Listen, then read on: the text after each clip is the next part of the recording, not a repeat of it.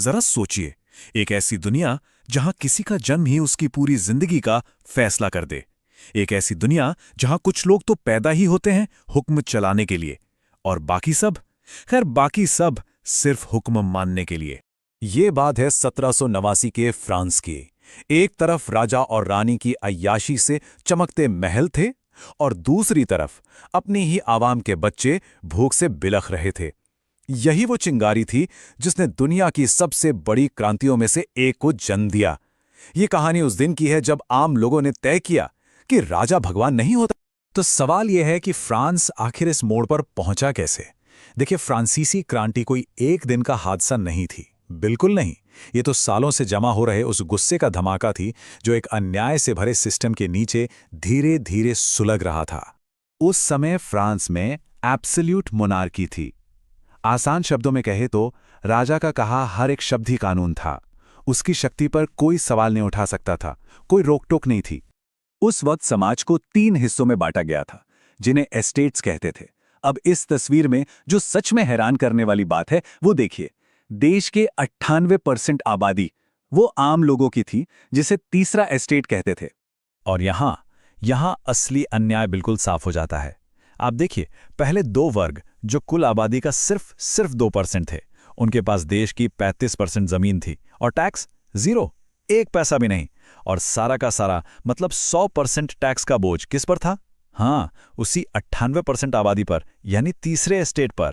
France की आर्थिक हालत तो पहले से ही खराब थी। अमेरिका की आज़ादी की लड़ाई में मदद करने से खजाना लगभग खाली हो चुका था। ऊपर से राजा के शाही दरबार, वर्साय के बेहिसाब खर्चे, और तभी मानो किस्मत भी खराब थी, फसलें भी बर्बाद हो गईं। हालात इतने बुरे थे कि रोटी, जो हर किसी का खाना था, वो एक लग्जरी बन गई। और इसी बीच रानी मैरी एंटोनेट अपनी शानो शौकत के लिए मशहूर थीं।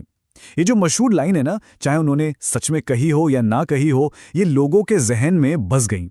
ये इस बात का प्रतीक बन गई कि महलों में बैठे लोगों को आम जनता की भूख और तकलीफ की कोई परवाह नहीं है। लेकिन एक बात समझनी होगी, क्रांति सिर्फ भूख से नहीं होती, उसके लिए विचारों की जरूरत होती है। ऐसे विचार जो लोगों को यकीन दिलाएं कि हाँ, बदलाव मुमकिन है। प्रबोधन काल यानी एनलाइटनमेंट के विचारकों ने ऐसे ही कुछ कह सकते हैं खतरनाक विचार फैलाए। जॉन लॉक जैसे विचारकों ने कहा कि राजा को राज करने का अधिकार भगवान से नहीं बल्कि जनता से मिलता है, ये एक कॉन्ट्रैक्ट है।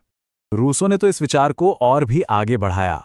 उन्होंने साफ साफ कहा कि असली मालिक राजा नहीं बल्कि देश की जनता है। अब सोचिए, ये विचार उस समय किसी धमाके से कम नहीं थे। और वॉल्टेयर ने उन्होंने अभिव्यक्ति की स्वतंत्रता पे जोर दिया। ये किताबें और विचार ये सब चुपके चुपके पढ़े जा रहे थे और हर एक पन्ना राजा की तानाशाही के लिए एक नया खतरा बन रहा था। तो अब तक गुस्सा भी तैयार था और विचार भी। अब बस एक्शन की बारी थी। और ये एक्शन, हैरानी की बात है, सिस्टम के अंदर से ही शुरू हुआ। मई 1789 में राजा ने एक मीटिंग बुलाई, लेकिन जब तीसरे एस्टेट की बात नहीं सुनी गई तो उन्होंने एक ऐसा कदम उठाया जो किसी ने सोचा भी नहीं था। उन्होंने खुद को ही देश की असली सरकार यानी नेशनल असेंबली घोषित कर दिया। इसके बाद उन्होंने पास के एक टेनिस कोर्ट में एक शपथ ली कि जब तक फ्रांस के लिए एक नया संविधान नहीं बन जाता वे पीछे नहीं हटेंगे। और फिर 14 जुलाई को पेरिस की सड़कों पर जमा हुई भीड़ ने बैस्टील की ओर मार्च किया। लेकिन यहां एक सवाल उठता है, बैस्टिल पर ही हमला क्यों? वो तो सिर्फ एक जेल थी और उस दिन तो उसमें केवल 7 कैदी थे। क्योंकि बैस्टिल सिर्फ एक इमारत नहीं थी, नहीं, वो राजा की निरंकुश शक्ति और डर का सबसे बड़ा प्रतीक थी। उसे गिराकर लोगों ने सिर्फ पत्थर नहीं गिराए थे, उन्होंने राजा के खौफ को गिरा दिया था। उस दिन जनता को पहली बार महसूस हुआ कि हां, राजा को हराया जा सकता है। इस बड़ी जीत के बाद नेशनल असेंबली ने मनुष्य और नागरिक के अधिकारों की घोषणा जारी की। ये एक ऐतिहासिक दस्तावेज था जिसने स्वतंत्रता, समानता और भाईचारे जैसे सिद्धांतों को कानून का रूप दिया। क्रांति ने आज़ादी तो दिलाई, लेकिन इसके बाद का रास्ता वो बेहद खूनी और मुश्किल था। बहुत जल्द क्रांति अपने ही बनाए आदर्शों से भटकने लगी। जनवरी 1793 में किंग लुई 16 पर मुकदमा चला और उन्हें गिलोटीन से मौत की सजा दी गई। पहली बार दुनिया ने अपनी आंखों से देखा कि एक राजा का सिर भी कलम किया जा सकता है। ये एक सीधा संदेश था कि कोई भी कानून से ऊपर नहीं है। लेकिन इसके बाद शुरू हुआ आतंक का राज।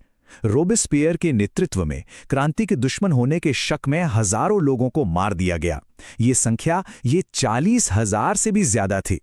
जैसा कि कहा जाता है, क्रांति अपने ही बच्चों को खाने लगी। मतलब जिन लोगों ने क्रांति शुरू की थी, अब वही उसका शिकार हो रहे थे।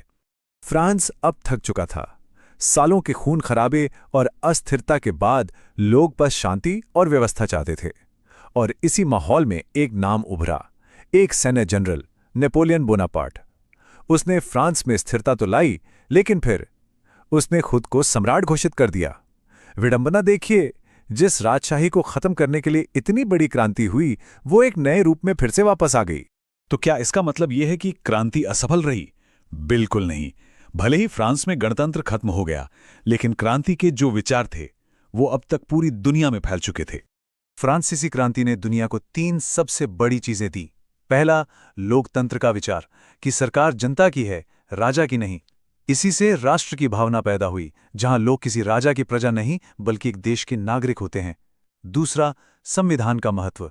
और तीसरा, मानवाधिकारों की अवधारणा, जिसका असर आप जानते हैं भारत के स्वतंत्रता संग्राम पर भी बहुत गहरा पड़ा।